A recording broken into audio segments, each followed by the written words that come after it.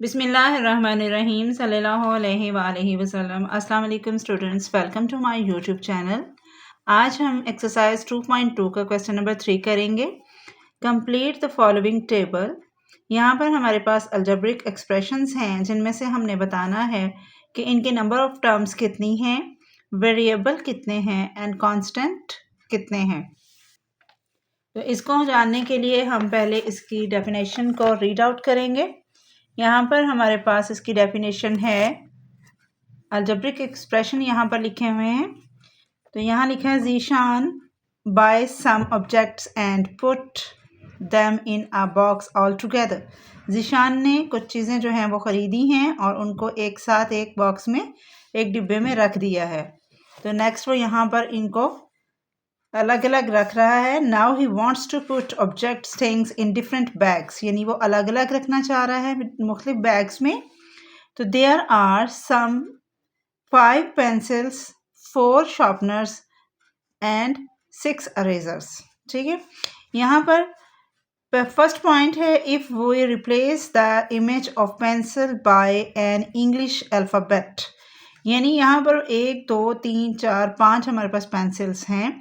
Pencil की बजाय हमने इसकी जगह इंग्लिश में अल्फ़ाबेट एक्स लिखना है।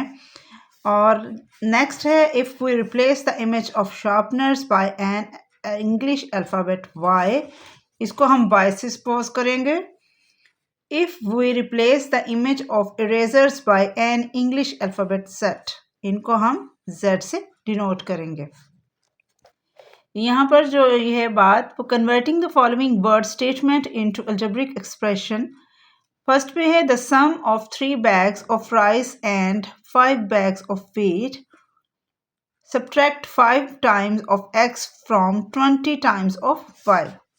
यानी इस तरीके से यहाँ पर ये देखें, पेंसिल्स, शार्पनर्स और इरेजर्स हैं।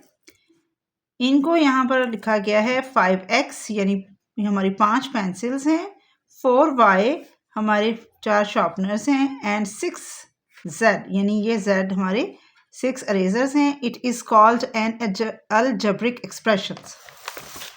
नेक्स्ट है यहाँ पर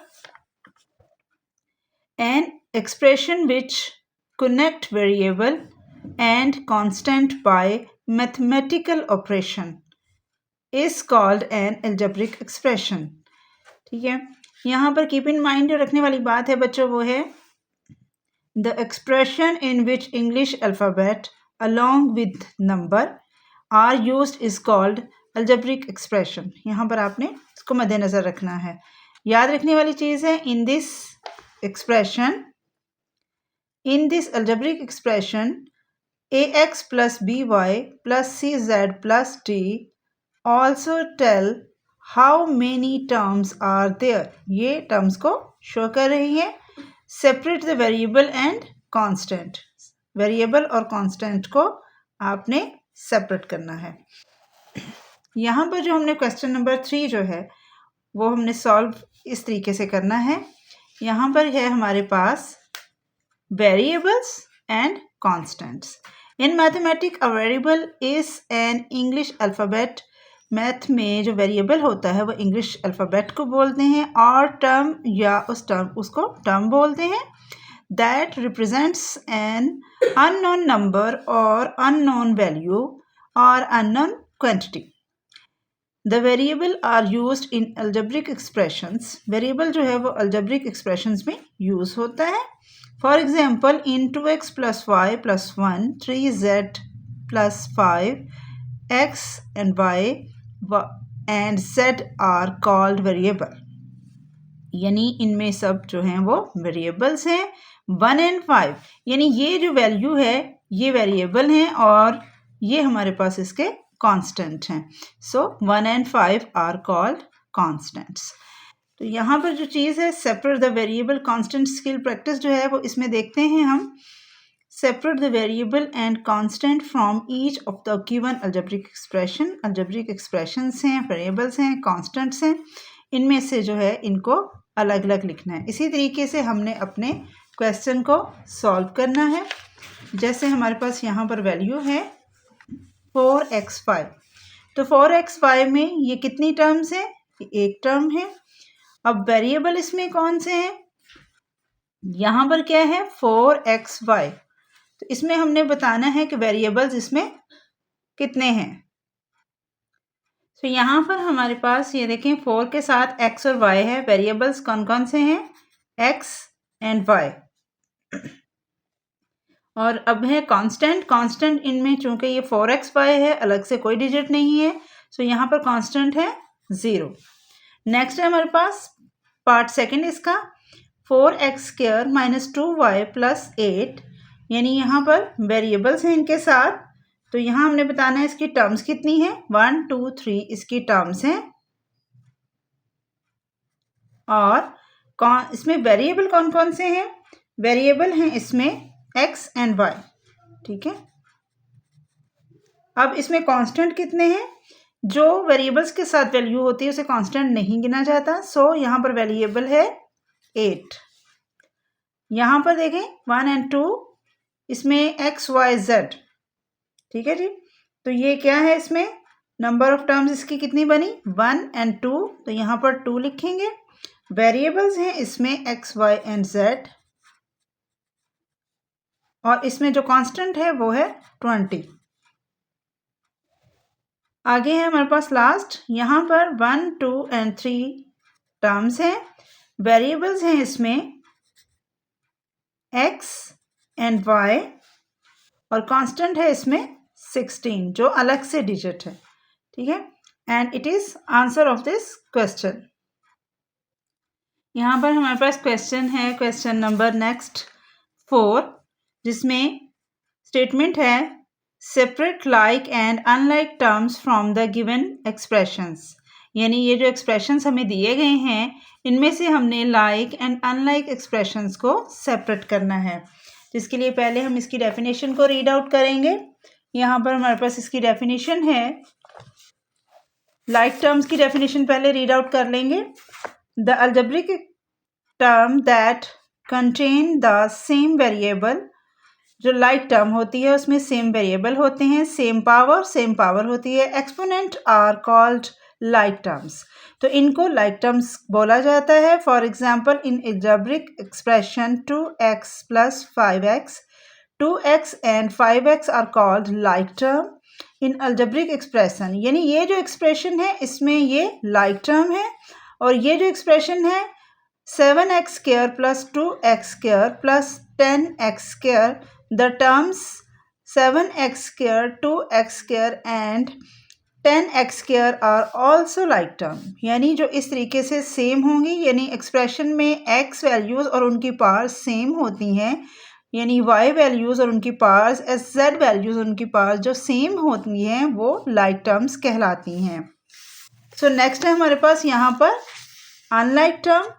अनलाइक टर्म में the algebraic term that contain the different variable with the same power, यानी पावर सेम होती है लेकिन वेरिएबल्स डिफरेंट होते हैं।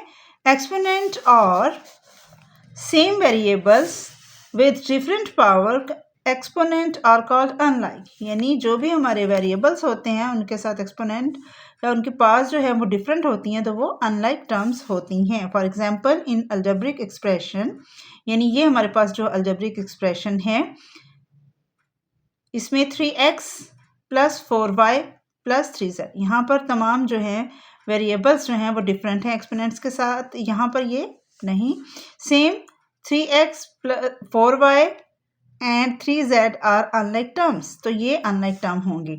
इन अलजेब्रिक एक्सप्रेशन 7x + 8x² + 5, यानी इनमें 7x, 8x² and 5 are unlike term because यहाँ पर वेरिएबल्स यानी x जो है इन दो में है, नेक्स्ट में नहीं है, ये वैल्यू डिफरेंट है। और अगर x इनमें है तो ये पावर डिफरेंट है, तो ये होगी अनलाइक टर्म। सो इस तरीके से हम अपने क्वेश्चन को सॉल्व करेंगे।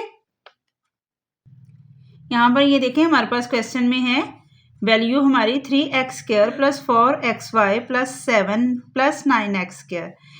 हमने लाइक टर्म की डेफिनेशंस में पढ़ा था कि जहाँ पर वेरिएबल्स और उनकी पावर सेम होंगी वो लाइक टर्म होंगी, और जहाँ पर उनके वेरिएबल्स डिफरेंट होंगे या पार्ट्स डिफरेंट होंगी तो वो अनलाइक टर्म्स होगी। तो यहाँ पर हमारे पास टोटल टर्म्स हैं 1 2 3 एंड 4। इनमें हमारे पास ये देखें x square and x square जो है एक्स वेरिएबल्स एंड इनकी पार्ट्स सेम हैं। तो यहाँ पर हमारी जो लाइक टर्म्स हैं वो हैं 3x square and 9x square. Next यहाँ पे अनलाइक टर्म्स जो हैं वो हैं 4xy प्लस 7 यानी 4xy एंड 7। नेक्स्ट है हमारे पास 4x square y plus 5x square plus 7yx square plus 4x। अब इनमें से ये देखिए तमाम जो हमारी 4 टर्म्स हैं उनमें टोटल डिफरेंस है यानी 4x स्क्वायर है तो यहाँ पर y है और यहाँ पर y नहीं है। यहाँ पर x स्क्वायर है तो y इस साइड पर है और यहाँ पर y नहीं है। तो यहाँ पर हम इसे सॉल्व करते हुए चूँकि हमारी कोई भी लाइक टर्म नहीं है तो लाइक टर्म में हम लिख देंगे नो, और जो है हमारी अनलाइक टर्म वो हम सारी इस तरीके से यहाँ पर लिख देंगे 4x square y and 5x square and 7yx square and 4x। ये हो जाएगी हमारी अनलाइक टर्म। थर्ड में हमारे पास 2x square plus 8xy plus 8y plus 9x square. तो यहाँ पर हमारे पास 4 टर्म्स हैं। 4 टर्म्स में लाइक टर्म जो है वो है यहाँ पर ये देखें जैसे फर्स्ट में थी x square and x square. तो इसमें हमने वेरिएबल्स एंड पार्ट्स हमारी सेम है तो इसमें हम इनको यहाँ पर लिख लेंगे 2x square and 9x square. Unlike terms जो हैं वो होंगी हमारी 8xy एंड 8y। नेक्स्ट यहाँ पर हमारी फोर्थ पार्ट है और वो है 3/2x square plus 8 plus 9/2x square plus 4x। तो यहाँ पर बिल्कुल वैसे ही जैसे हमने किया था कि पार्ट्स एंड उनकी वेरिएबल्स और उनकी पार्ट्स जो हैं वो सेम हो तो हमारा जो लाइक टर्म होगी और नेक्स्ट हमारी अनलाइक टर्म होगी। सो यहाँ पर 3/2x square and 9/2x square ये हमारी लाइक टर्म्स हैं एंड जो हमारे पास बाकी हैं 8 एंड 4x ये हमारी अनलाइक टर्म्स होंगी एंड यही इनका आंसर है। नेक्स्ट क्वेश्चन है हमारे पास क्वेश्चन नंबर 5 जिसमें है separate the equations and inequalities from the following.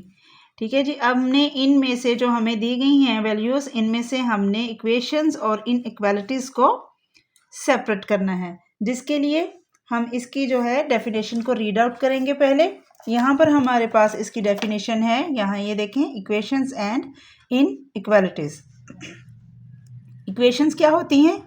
When two algebraic expressions are connected by equality sign यानी इसके साथ जब दो algebraic expressions जो हैं वो इक्वल के साथ कनेक्ट होते हैं तो वो क्या कहलाते हैं? इक्वेशंस कहलाते हैं। For example 2x plus 3 is equal to y plus 5। तो नीचे है 5x minus 12 is equal 5 minus 3y। ये कनेक्ट हैं इज इक्वल के साथ। These are called equations. These are called equations. Next है हमारे पास inequality. When two algebraic expressions are not equal जब दो algebraic expressions equal नहीं होते and are connected by the symbol और वो connected होते हैं इन symbols के साथ are called inequalities। तो वो inequalities कहलाते हैं। For example 2x plus 3y ये देखें यहाँ पर सैम्पल है 2x, तो ये जो हैं दोनों वैल्यूज़ इन इक्वालिटीज़ में शो होंगी। तो नेक्स्ट है हमारे पास ये क्वेश्चन नंबर 5 जिसमें से हम इसको सेपरेट करेंगे। हमारे पास ये देखें जिनमें मैंने बताया था आपको कि सैम्बल्स यूज़ होंगे वो इन इक्वालिटीज़ होती हैं और जिनमें इक्वल यूज़ होता है वो इक्वेशन होती है। फर्स्ट पार्ट है 3x plus 8 and greater than 10। सो यहाँ पर first part 3x plus 8 greater than 10, तो इसमें हमने क्या करना है, इसमें हमने इसको सेपरेट करना है, बताना है कि ये कौन सी वैल्यू है, इक्वेशन है या इनइक्वालिटी है। तो ये हमारी वैल्यू है इनइक्वालिटी, इसमें सैम्बल यूज हुआ है, तो यहाँ पर हम लिख देंगे इनइक्वालिटी।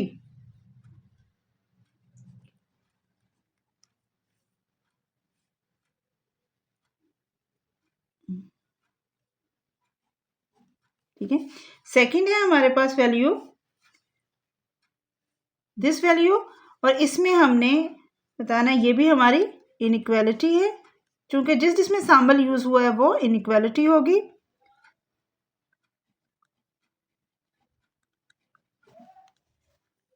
थर्ड है हमारी value 3x minus 4 is equal 4, यहाँ पर ये 7x, यहाँ पर ये देखें इज इक्वल यूज हुआ है, तो ये हमारी होगी इक्वेशन।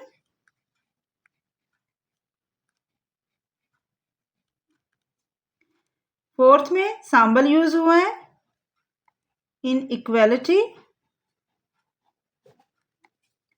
इज इक्वल यूज हुआ है तो equation sample inequality.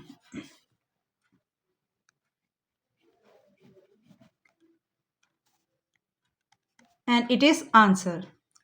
Thanks for watching my video. Allah Hafiz.